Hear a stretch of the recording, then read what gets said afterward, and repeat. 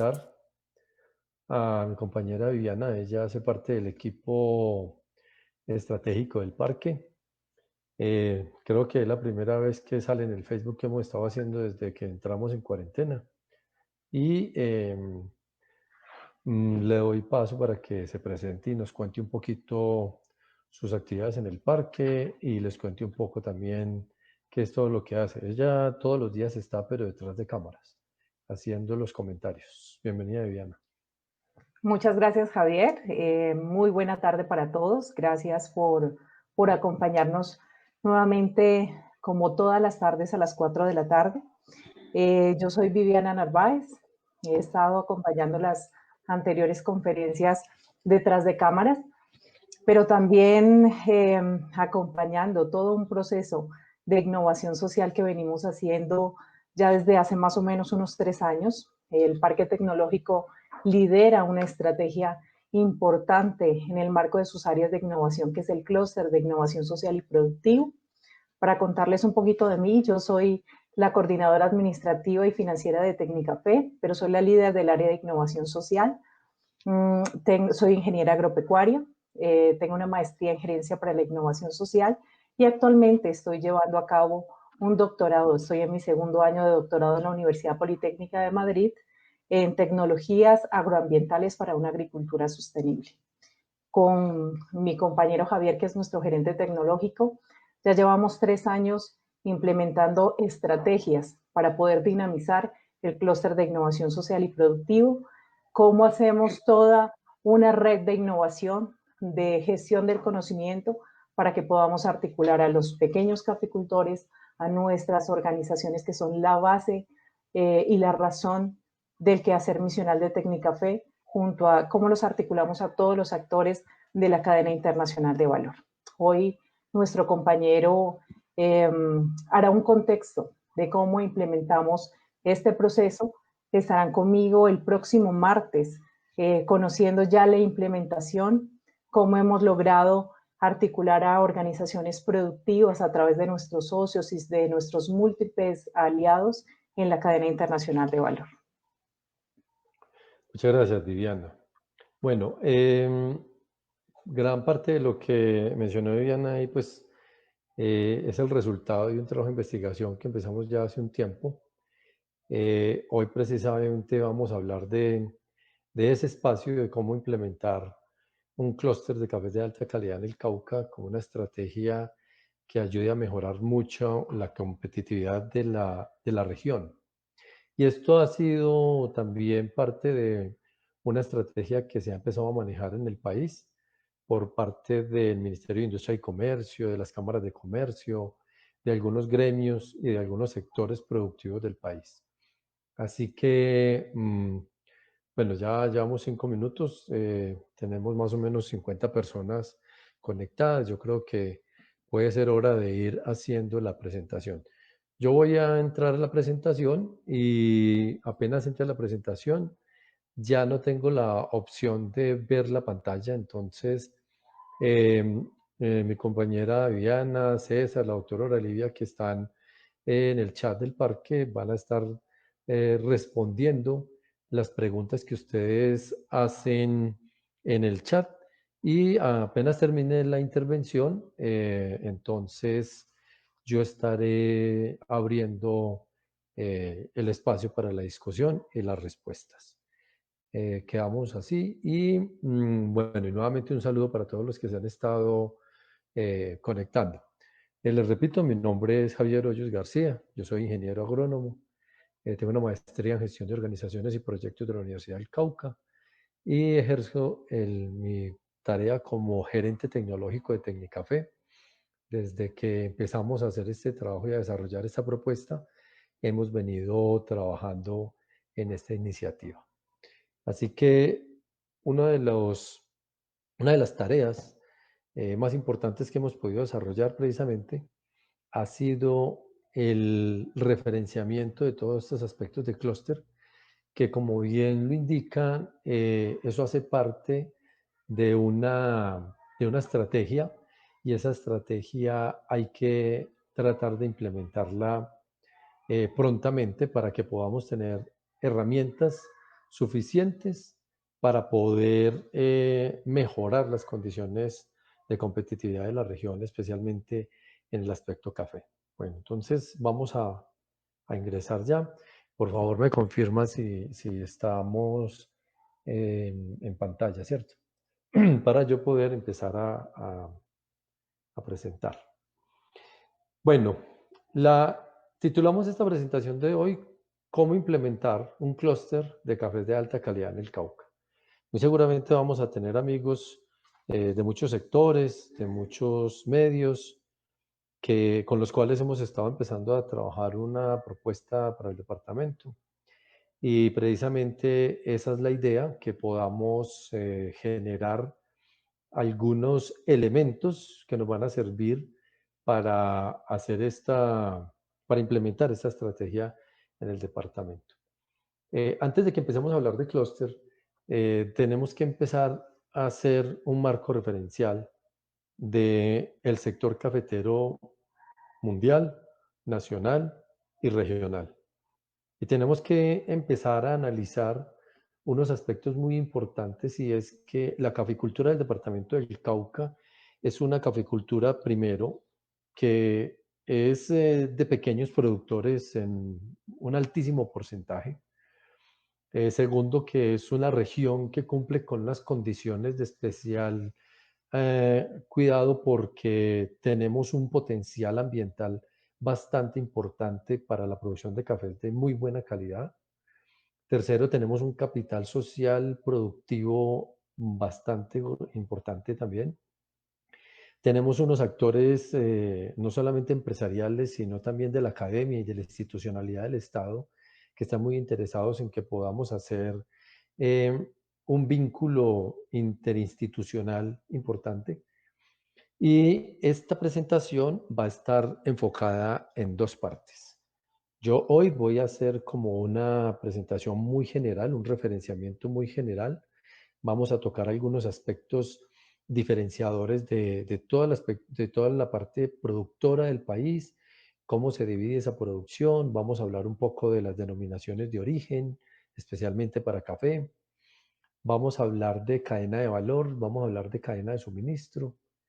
Vamos a hablar un poco del mercado, de cómo está el mercado en el mundo, y eso pues está directamente relacionado con el mercado colombiano. Vamos a hablar un poco de cuáles han sido las teorías de encadenamientos productivos y de clúster en el mundo.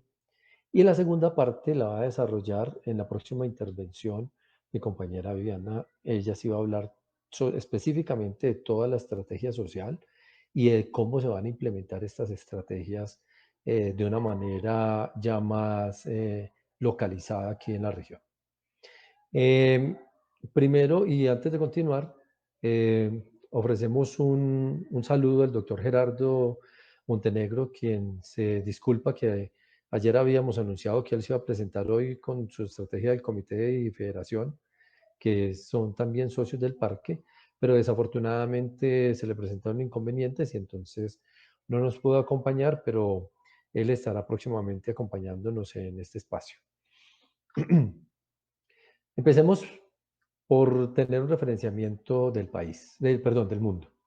En el mundo el café se produce específicamente entre los trópicos de Cáncer y de Capricornio, 23 grados norte, 23 grados sur de la línea del Ecuador. Y esta es la región donde están ubicados aproximadamente 80 países que producen café en el mundo.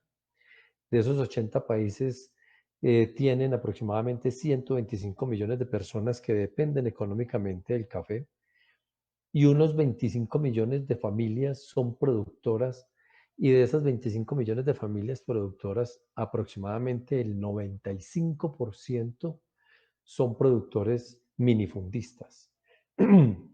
Em, de toda esta región, obviamente tenemos unos espacios donde no producen, y hay algunos países que no están marcados como países productores y que sabemos que sí producen. Por ejemplo, varias de las islas de las Antillas, el norte de Australia, algunos países vecinos a esta región africana que aparecen allí.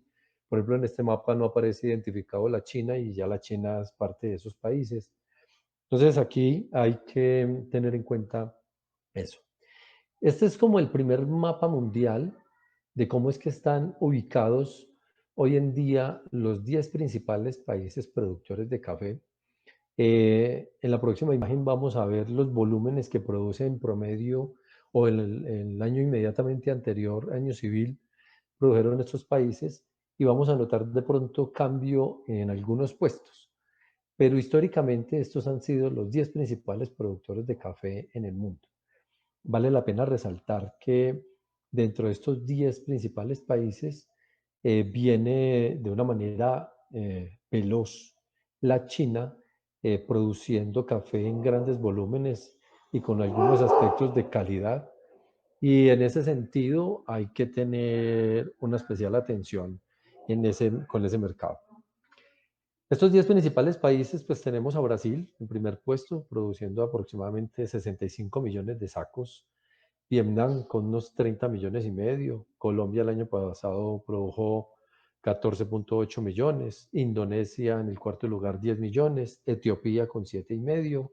Honduras muy de cerca. Etiopía, por eso se pelean ahí el quinto, el cuarto, quinto, sexto lugar, 7.45 millones. La India con 5 millones, Uganda con casi 5 millones, México y Perú también se pelean el noveno, el décimo lugar. Es importante resaltar de México y Perú que son los dos países que más café producen orgánico en el mundo. Tienen ese respaldo de ser los principales productores de café orgánico y fuera de que es café orgánico, es un café certificado como orgánico con distintos sellos. De eso vamos a hablar un poquito más adelante. En el mercado mundial tenemos que analizar un balance cafetero. Estos son gráficos y resultados obtenidos del informe de la gerencia de la Federación del año pasado. Son resultados muy, muy frescos, en los cuales tenemos que desde el año 2015 hasta el año 2019 y proyección del 2020, venimos con un crecimiento en el consumo constante, como se ha venido viviendo en los últimos 10 años, que más o menos está entre un 2.6 y 3% anual, ese crecimiento del consumo. Dentro de ese crecimiento del consumo hay que tener una especial atención y es la producción. La producción de café unos años ha sido mucho más alta que el consumo. Otros años, como en la cosecha 17-18, estuvo la producción por debajo del consumo. Entonces eso genera unas diferencias. Esas diferencias deberían verse reflejadas en el precio, pero eso no se da de inmediato, eso se da posterior a esos cambios en el mercado. El año anterior a la cosecha del 2018-2019 se dio, por decirlo así, un superávit en el que hubo unas existencias en bodegas de más o menos 10 millones de sacos, lo que da una estabilidad relativa al mercado del café y por eso los precios no estuvieron muy altos. Y este año, pues, dadas las condiciones desde finales del año pasado, ha empezado a haber un repunte un poco positivo en el mercado del café. Es posible que sea por este tema del virus, pero también se puede dar mucho por el tipo de consumo y el cambio que ha habido en el consumo. Desafortunadamente ya no podemos hacer unas relaciones tan sociales como las veníamos haciendo y esto de alguna manera limita muchas otras oportunidades en el mercado, pero también permite el crecimiento en otros aspectos de ese mercado.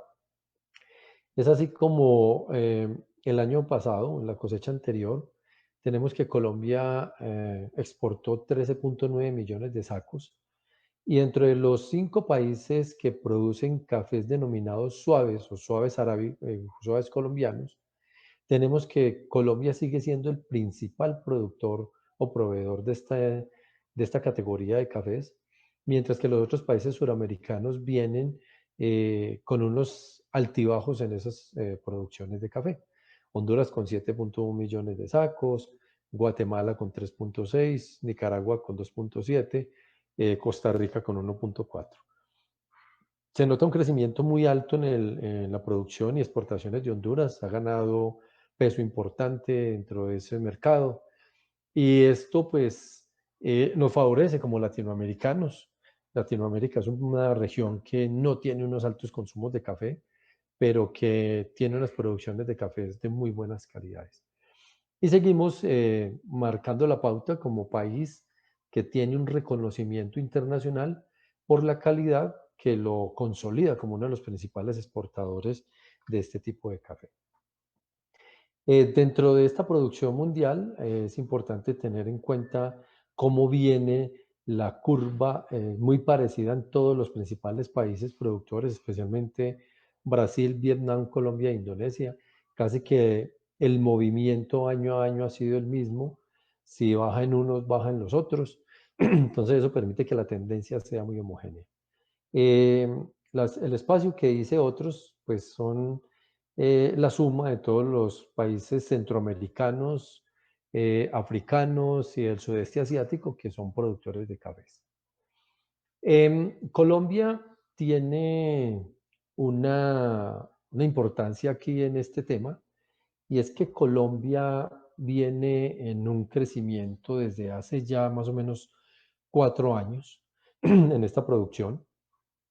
Casi que desde la cosecha 2015-2016 venimos en una curva creciente de producción.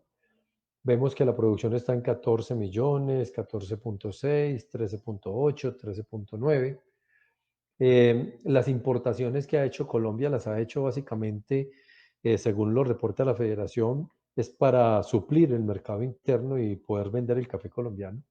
Entonces, en ese sentido, si producimos 13.9 millones de sacos el año pasado, pero exportamos 13.5 y el mercado interno se consumió 1.8, necesitábamos cubrir esas falencias de ese café y por eso quedamos con un balance negativo de 100.000 sacos aproximadamente. Esto es lo que permite pues que el café colombiano siga posicionándose. Y si nos vamos a ver un poquito el mercado internacional, vamos a encontrar que, por ejemplo, la bolsa de Nueva York tiene el contrato C y en ese contrato es como si metiéramos todo el café en esa bolsa, pero sacáramos por puñados de unas calidades, por así decirlo, o de unos diferenciales. Y esos diferenciales hoy están muy altos. Muchas veces esos diferenciales se presentan por país. Colombia en este momento tiene los diferenciales más altos, está por más 52, por ejemplo, mientras que otros países que están también clasificados como otros suaves o suaves colombianos tienen diferenciales que están entre 0.4, perdón, 40 y 35, 32 centavos de dólar por libra. Que eso ya lo manejan los traders y lo maneja el mercado internacional de una manera directa. De todo este mercado, pues es importante señalar que se clasifica en 4 segmentos. El principal segmento, o el de mayor reconocimiento por primas, es el que se denomina suaves colombianos, que solamente lo producen Colombia, Kenia y Tanzania. Y esto es el 12% del mercado colombiano, del mercado del mundo. Los otros suaves son producidos por principalmente países centroamericanos, parte de la India y algunos países africanos, y son el 23% del mercado global. El 28% del mercado global es el que se denomina cafés brasileños o arábigos no lavados, que son producidos principalmente por Brasil. Brasil, de todo su café, hay un altísimo porcentaje de cafés arábigos que no son lavados, tienen otros procesos como los naturales, pero sin ningún tipo de clasificación y diferenciación. Pero también hay regiones donde se están produciendo unos cafés de muy buenas calidades y con algunos procesos muy interesantes. Y finalmente tenemos los robustas, que son otra especie de café, es un Coffea canéfora, que tiene unas características en taza totalmente diferentes, que tiene una mayor concentración de cafeína y es un café que se utiliza mucho en los mercados para ciertos blends y hay países donde se denomina, perdón, donde se utiliza mucho este café para otro tipo de consumos y corresponde al 37% del mercado mundial. Esos países que producen robustas, el principal país productor de robustas es Vietnam, que es el segundo productor del mundo, y una gran cantidad de países africanos. y algunos países asiáticos del sudeste asiático que producen robustas y producen arábigos de manera paralela. Brasil produce los dos también, produce arábigos y produce robustas. Este mercado que tiene esas cuatro clasificaciones tiene más o menos una distribución diferencial por calidad. Y esa distribución diferencial por calidad la podemos agrupar en estos tres tipos de mercado. Primero, el mercado convencional, y ese mercado convencional es el que está estrictamente ceñido a la oferta y la demanda que se desarrolla en las bolsas como la bolsa de Nueva York, la bolsa de Londres, la bolsa de Sao Paulo, la bolsa de Río, la bolsa de Tokio, que son las principales bolsas que hacen negociación con cafés robustas, arábigos y otro tipo de commodities. Entonces esto es básicamente un commodity, una materia prima, oferta y demanda, y entonces por eso el café hoy, por ejemplo, bajó a 1,03, porque como es oferta y demanda y tiene otras variables que ya nos estuvo explicando en días pasados nuestro amigo Albert Scala, que nos quedó muy claros a todos. Entonces ahí es donde se comercializa aproximadamente el 65% del volumen del café del mundo. El 24% del café del mercado mundial es un café que se denomina sostenible o sustentables. Y estos son básicamente los cafés que podemos clasificar como certificados. Certificaciones hay muchas, certificaciones existe Fairtrade, está Rainforest Alliance, UD Certified, Amigos de las Aves, Starbucks Coffee tiene su certificación, 4C, Coffee Practice, en fin, hay diferentes tipos de certificación. Cada certificación reconoce a los productores unos valores adicionales y también exige al mercado unas retribuciones por ese tipo de certificaciones. Entonces eso es una cadena circular en la que hay unos sobreprecios, pero esos sobreprecios son de alguna manera reconocidos por el consumidor final. Y es quien los valora al final y por eso empiezan a rodar en cadena y permiten que haya unos mejores ingresos. Le escuchaba yo en algún momento al doctor Manuel Díaz en una exposición que hizo que una de las estrategias que utilizan muchos caficultores es precisamente tener muchos sellos, porque entonces sobre el café que venden empiezan a recibir una gran cantidad de reconocimientos a esos valores y eso es lo que permite que su precio de venta vaya incrementando cada vez más.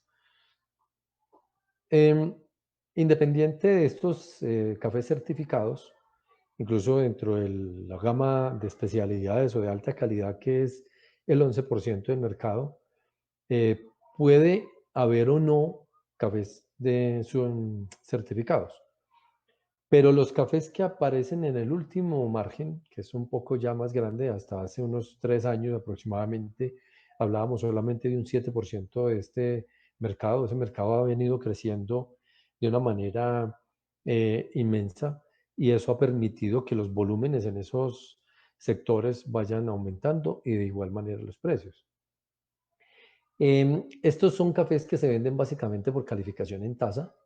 Y dentro de esa calificación en tasa tenemos que aproximadamente unos 10 millones de sacos de todo el mercado internacional pueden estar entre los 80 y los 82 puntos de calificación por un catador. Aproximadamente 1 millón de sacos puede estar entre 83 y 85 puntos y eso ya permite que haya un escalamiento un poco mayor en el precio, que puede ser incluso 2 o 3 veces el precio de la bolsa de Nueva York o un poco más. Hay aproximadamente 200.000 sacos que están entre 86 y 89 puntos en tasa y unos 50.000 sacos que ya se salen del top, que son el máximo, que están por encima de 90 puntos, que son cafés que básicamente se venden por subasta al mejor postor y de esa manera fue que entró en el año pasado en la feria de cafés especiales, cafés que se llegaron a vender por encima de los $1.000 la libra y que los venden mercados altamente especializados, clientes altamente exigentes y personas que tienen un alto poder adquisitivo, pero que eso quiere decir que de alguna manera sí existe un mercado para ese tipo de consumo de altísima exigencia y de altísimas expectativas.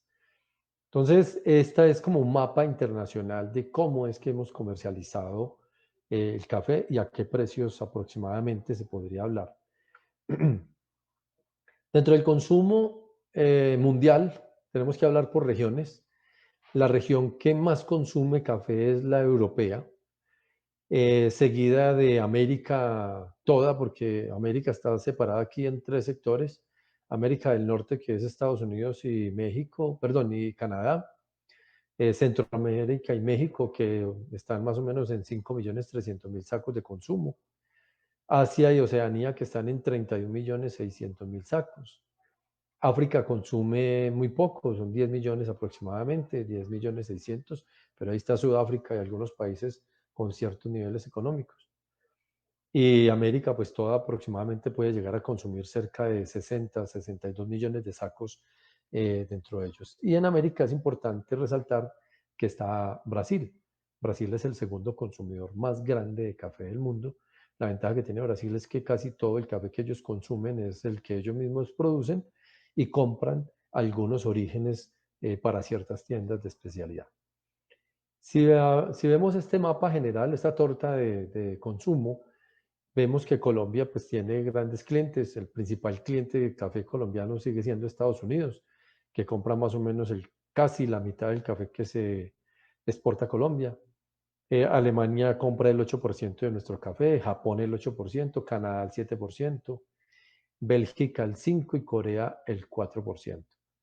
El restante porcentaje está comprendido en básicamente países europeos y algunos de Asia y Oceanía. Colombia sigue consumiendo muy poco café. Realmente los colombianos nos consumimos entre 1,5 y 1,8 millones de sacos de café. Y no es que consumamos cafés de muy alta calidad. Todavía no tenemos esa cultura tan arraigada, pero eso ha ido mejorando. Y eso precisamente tiene que ver con este cambio ya en las tendencias en la demanda y la oferta de los cafés a nivel mundial. Ya se nos han cambiado las teorías en algunos casos. Ya no es el café normal que todo el mundo decía, no es que el café es lo mismo, no. Los cafés tienen diferenciación y eso permite que haya diferentes clientes y diferentes opciones de mercado. Por eso exigen hoy más cafés de calidad. Entonces ya un cliente se sienta en una cafetería y llama al mesero o a la persona que lo va a atender y le pregunta, venga, ¿qué café es esto? ¿Qué variedad puede ser esto? ¿De dónde viene? ¿Es un café natural? ¿Es un café honey? ¿Es un café lavado? Entonces ya se empieza a crear una cultura que ha ido mejorando mucho ese contacto producto consumidor, y no solamente producto consumidor, sino producto y toda su cadena eh, de oferta en el mercado. Existe un tema de los coffee shops, entonces ya hay clientes que van y buscan cafés a ciertas tiendas de especialidad, con ciertas presentaciones. Están las cápsulas, el tema de las cápsulas y de las máquinas que se ha ido popularizando en el mundo ha sido muy importante. Mucho café de estas cápsulas tienen exigencias en el caso de los cafés sostenibles y los cafés certificados, entonces tienen de alguna manera que ser avalados por algún tipo de sello para que puedan ser comercializados de esa manera en el mercado. Hoy en día también el mismo cambio cultural ha hecho que mucha gente vaya buscando una historia detrás de ese café, y muchos lo que hacen es apoyar esa historia o apoyar a esos actores de esa historia, y por eso se ha mejorado tanto el precio y se ha mejorado tanto en algunos aspectos el mercado para algunas personas. El caso muy puntual tenemos nosotros aquí un ejemplo, y es doña María, una amiga vecina nuestra, que un amigo nuestro, barista, que ustedes han visto en esta red, que es Raico, le compra directamente el café a ella y no pasa por prácticamente ningún intermediario, solamente nosotros le hacemos el favor de recibirle a doña María, eh, trillar el café y despachárselo a Raico a Islas Canarias. Entonces eso ha generado unas estrategias en el mundo muy puntuales, muy específicas. Tenemos también que se ha masificado desde hace, creo yo, que los últimos 5 años, con mayor em, apropiación, el tema de la cultura barista. Tenemos ya baristas muy conocidos que nos han visitado, baristas muy conocidos que se han formado con nosotros. Tenemos a Edwin Garzón, tenemos a Álvaro Garzón, tenemos a Raico, pues ellos no se han formado todos, pero sí han estado dentro de nuestra red de innovación abierta y colaborativa, y eso ha permitido que se vaya irradiando mucho esa cultura también. Hemos ido enriqueciendo parte de lo que se ha venido haciendo por otros medios. Entonces, esa cultura barista ha ayudado mucho a que se mejoren los productos, a que se mejore el consumo y a que nos volvamos más exigentes y que haya un modelo de negocio un poco diferenciado. Y lo otro que ha apoyado mucho este tema de la cultura barista también es que ha empezado a crecer mucho el consumo del café entre muchos más jóvenes. No es solamente los señores, ya también son incluso eh, muy jóvenes, han empezado a volverse muy buenos consumidores de café y eso obviamente dinamiza el mercado de una manera muy positiva. En el caso colombiano, tenemos que hablar un poco ya específicamente de la producción del café en Colombia. Ya vamos acercándonos más acá. Tenemos que Colombia en el último año, según los datos de la Federación Nacional de Cafeteros aportados por el Comité de Cafeteros del Cauca, la producción fue de 14.8 millones de sacos, se exportaron 13.8 millones, una cosecha que tuvo un valor de 7.2 billones de pesos. Tenemos aproximadamente 540.000 familias cafeteras que están compuestas por unos 2 millones de personas.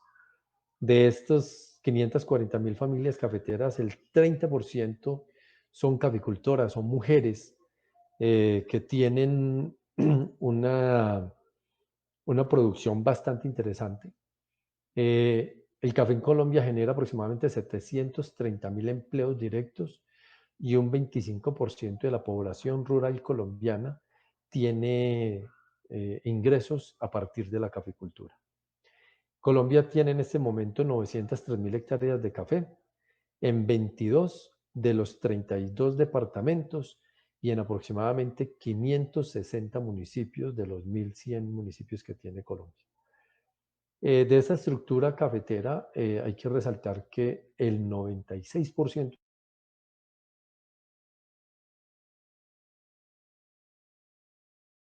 de los caficultores de 13, y esto es aproximadamente eh, toda la producción cafetera aporta un 73% de la población, de la producción agropecuaria a nivel nacional. Esto pues, es un mapa muy general de toda la caficultura del país.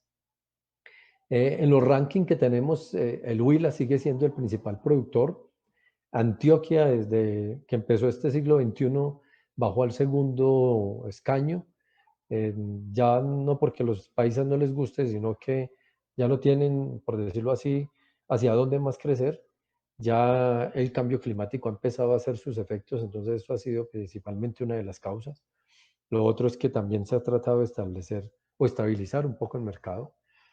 Tolima es el tercer departamento productor de café en este momento con el 12.7% y el Cauca es el cuarto. La proyección que se tiene en el Cauca al año 2025-2027 es que se multiplique el área de producción, lleguemos entre más o menos 125, 130.000 hectáreas, esa es la proyección que se tiene como gremio. Esperemos qué pasa con lo que se tiene ahora y con las proyecciones que se tiene. Lo que sí tenemos claro es que el Cauca todavía tiene más de 250.000 hectáreas potenciales para hacer áreas cafeteras nuevas. Y eso es lo que permite ese crecimiento. El Cauca tiene 90.916 familias cafeteras.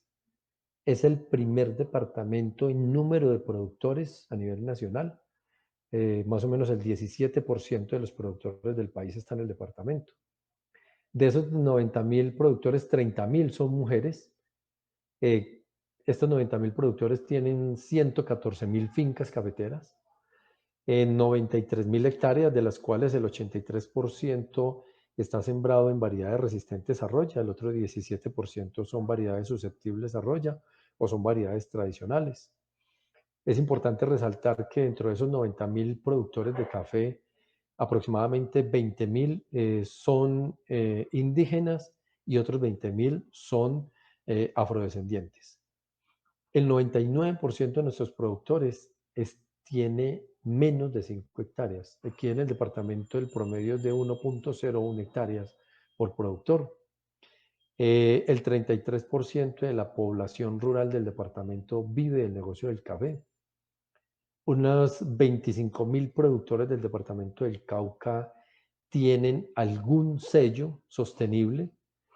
Puede ser 4C, Nespresso AAA, Nespresso Rainforest Alliance, Fairtrade, tienen Coffee Practice, Starbucks. Creo que solamente hay como una o dos fincas que tienen sello UTZ en el departamento del Cauca.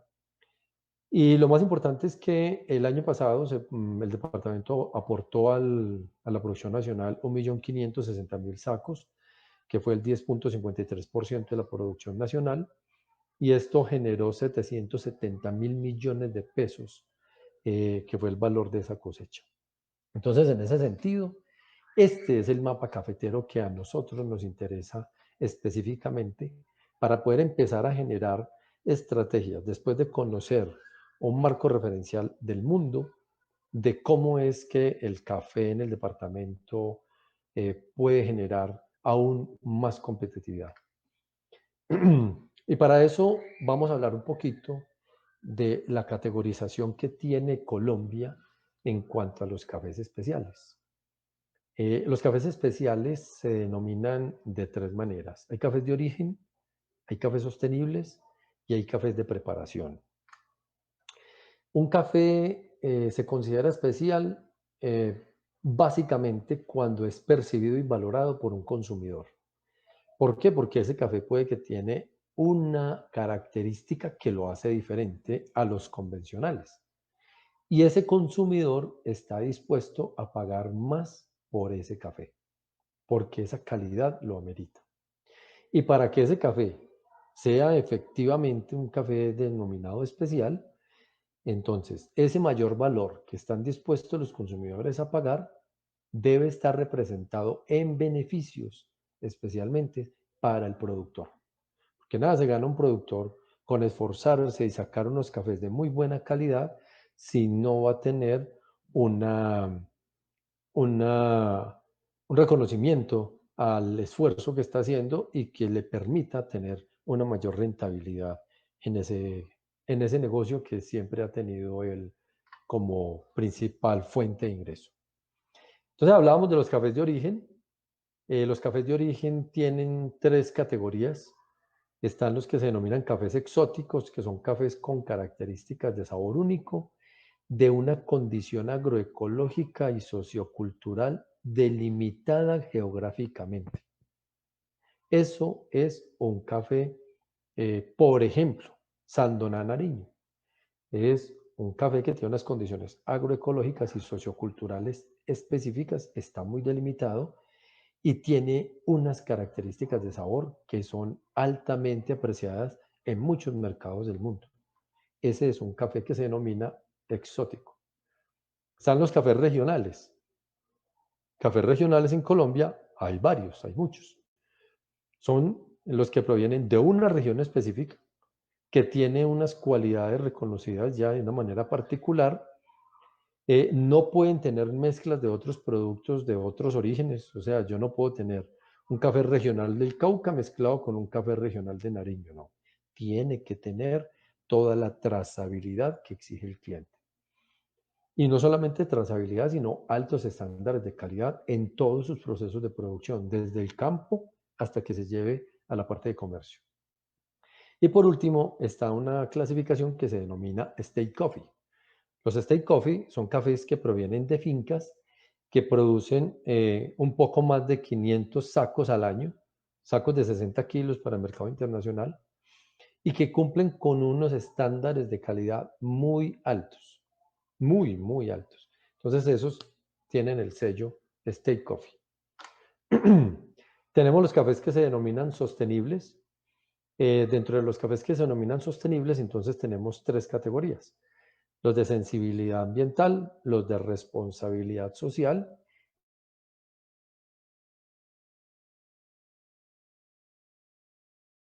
y los de equidad económica en el mundo. Y entonces aquí están, por ejemplo, los cafés de producción orgánica que tienen sellos como los de Ceres, Biotrópico, sello ambiental colombiano. Son cafés que pueden tener en promedio 7.000 pesos por encima en cada arroba. Los sellos de producción ambiental tienen diferentes precios de reconocimiento del productor por cada arroba de café, ya sea cualquiera de esos sellos que aparecen en la imagen, como certificados de Nespresso, de Rainforest, de Starbucks, de UTZ, y pueden estar entre 2.000 y 4.500 pesos, 5.000 pesos por cada arroba.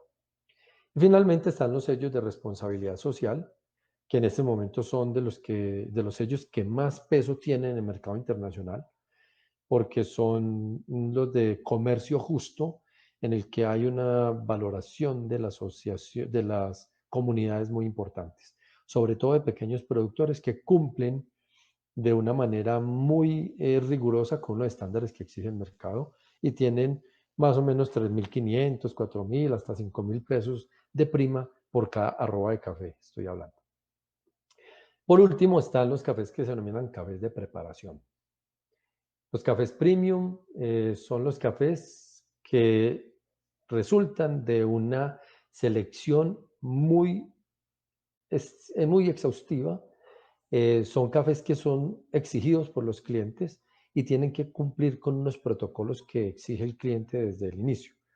Esos son cafés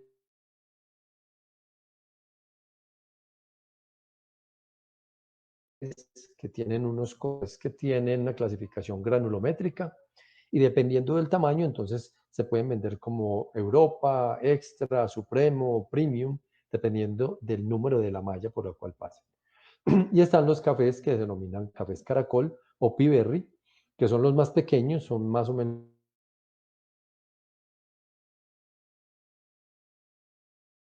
malla muy uniforme, y estos permiten una tostión muy homogénea y esto permite además que tengan unas características en taza muy llamativas al consumidor, especialmente por su acidez y su dulzura, que son una combinación muy importante para ese tipo de café. Y de esta manera llegamos a un punto que es importante para las definiciones y determinaciones de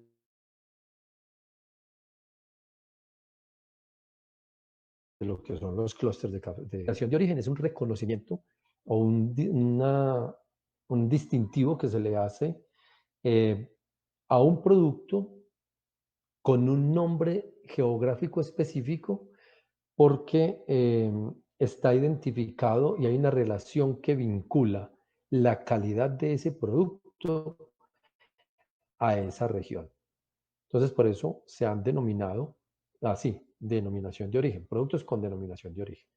En el caso del café colombiano, que fue el primer producto que en Colombia tuvo una denominación de origen, eh, esto ha estado precedido por unos esfuerzos muy grandes de parte del gremio cafetero y se han hecho unos reconocimientos en muchos ámbitos y en el mercado internacional tiene mucho reconocimiento.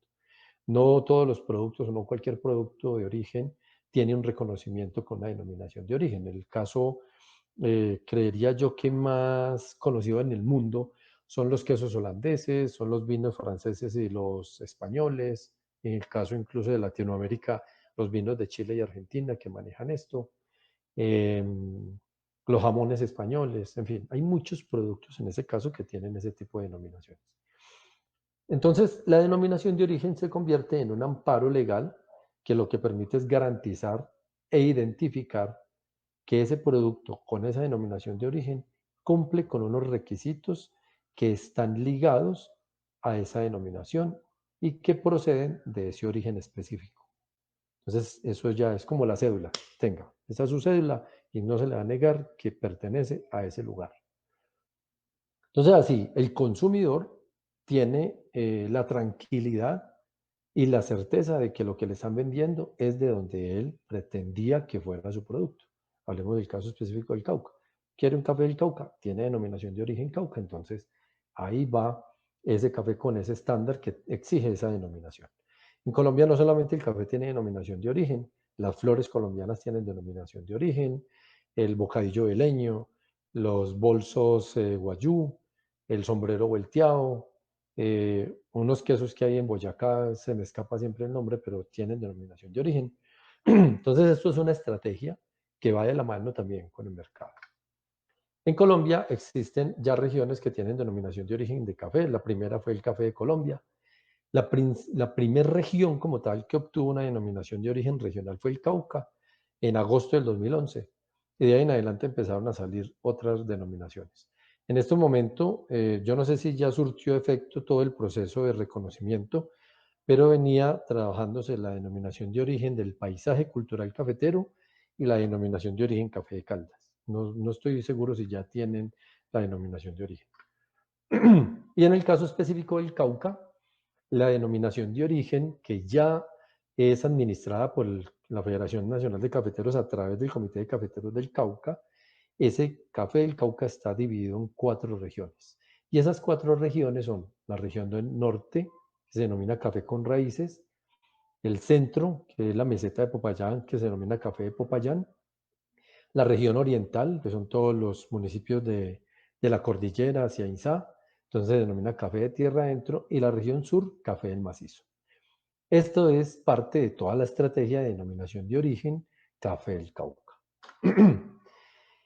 Todo lo que hemos hablado tiene unas condiciones para el mercado, pero una cosa son las condiciones del mercado y las condiciones que exige toda esta cadena, y otras son lo que exige el modelo que tiene actualmente el país. El país tiene un modelo que está basado básicamente en productividad, entonces nos interesa producir mucho. Pero si nosotros queremos acogernos a una denominación de origen, por ejemplo, o a una estrategia de competitividad, tenemos que empezar a mirar mucho más el aspecto de calidad. Y tenemos que empezar entonces a combinar estos dos modelos para que con esos dos modelos podamos aprovechar todas las características ecosistémicas que tiene Colombia y en especial esta región, y poder priorizar la calidad sin perder esa productividad. Y de esa manera empezar a manejar distinto las visiones que se buscan. Dejar de depender del mercado de la bolsa, tener diferenciación y posicionamiento y satisfacer un mercado que es cada vez más emergente, que es más importante y que ha tenido un crecimiento muy grande.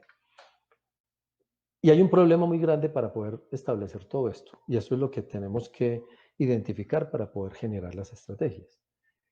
Que nosotros no tenemos una cadena de valor estrictamente identificada.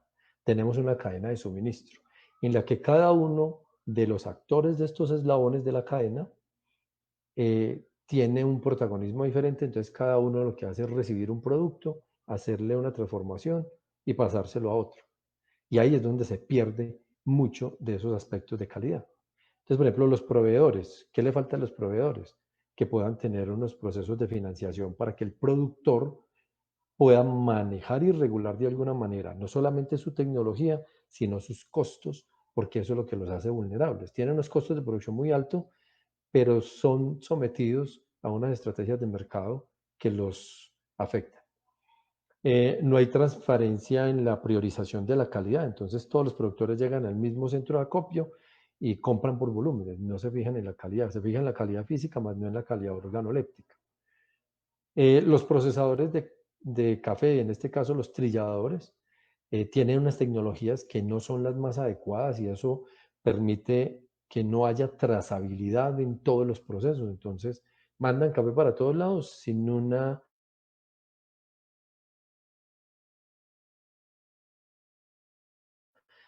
trazabilidad. Juegan con el precio porque son los que especulan y comoditizan todo el producto.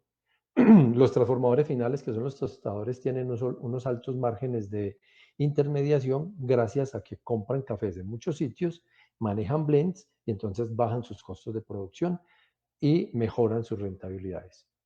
Y finalmente están los consumidores, que son quienes reconocen esos precios por unos cafés que están consumiendo, que desconocen cuál es el origen y cuál es la cadena que ha venido de ese café, y entonces de alguna manera se han vuelto insensibles a la calidad, simplemente tienen un apego a un gusto, pero no tienen una diferenciación. Y de esa manera se pierde todo lo que se ha hecho en esa cadena. Y eso es lo que no podemos permitir. Tenemos es que empezar a trabajar y a fortalecer esa cadena de una manera diferente. Entonces tenemos que salirnos de ese esquema que tenemos, que se denomina cadena de suministro, en el que le vamos pasando, a volverlo una cadena de valor, en la que tengamos más interacción entre todos los actores de la cadena y podamos de esa manera reconocer al productor, que es quien más le aporta esa calidad, mejores precios, un mejor valor, que tenga un mejor reconocimiento.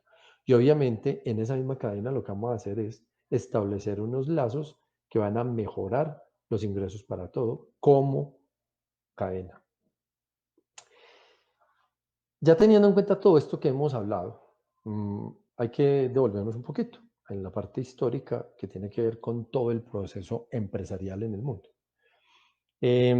Más o menos hacia 1920 no existía el término cadena, simplemente existían procesos de concentración de industrias.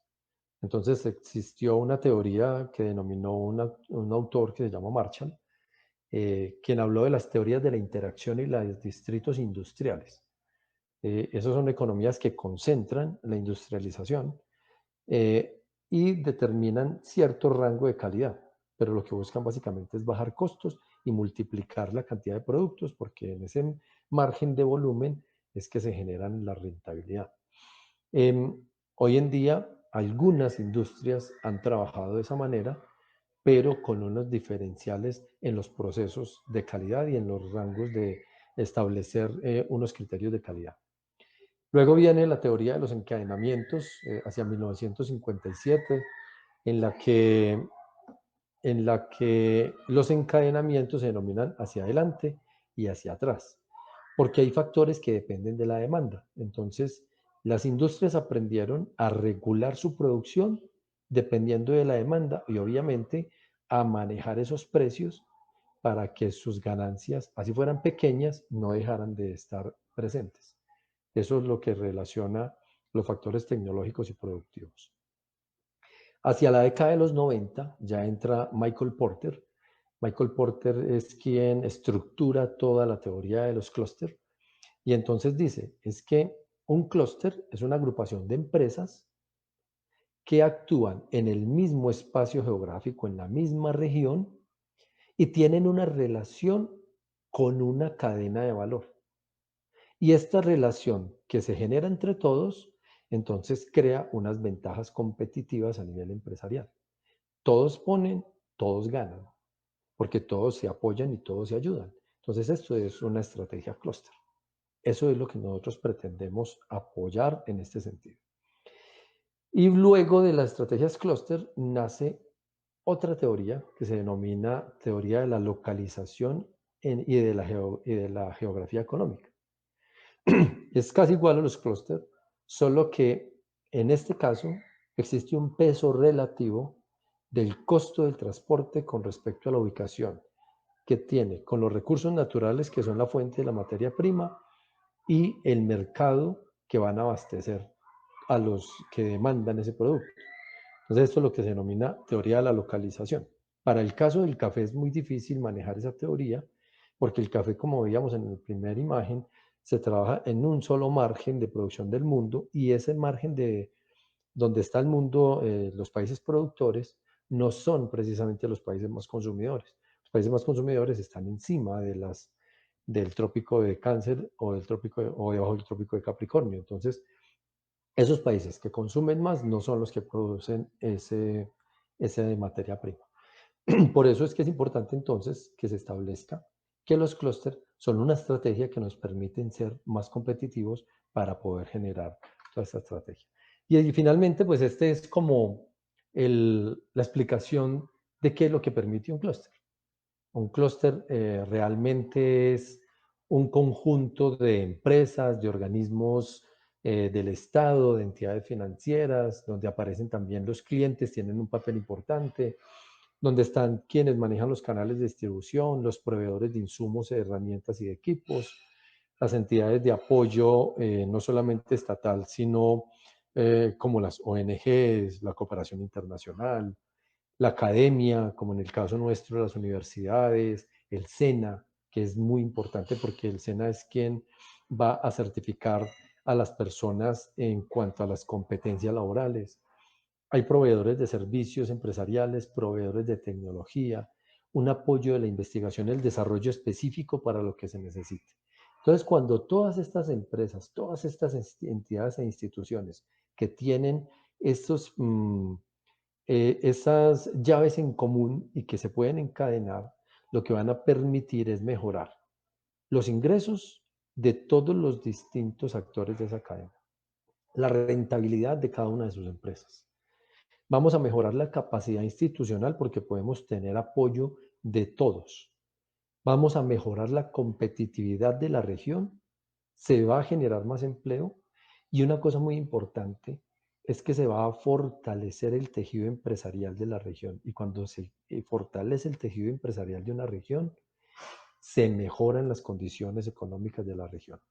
Y eso es una ruta que no solamente nos va a mejorar como región y nos va a hacer más competitivos, sino que va a ser un camino hacia esa paz que tanto esperamos, hacia esa tranquilidad que tanto buscamos todos en esta región. Qué pena que me haya alargado tanto, pero esto se emociona a uno, como le pasa a César también, que se emociona y empieza a hablar. Y entonces, por eso vamos a dar un espacio. No se me durmió Viviana, no. Entonces, vamos a dar un espacio para las preguntas. No sé, Viviana, si usted alcanzó a leer por ahí preguntas, si hay comentarios. Le agradecería que de pronto me contara, porque yo no estaba viendo la presentación.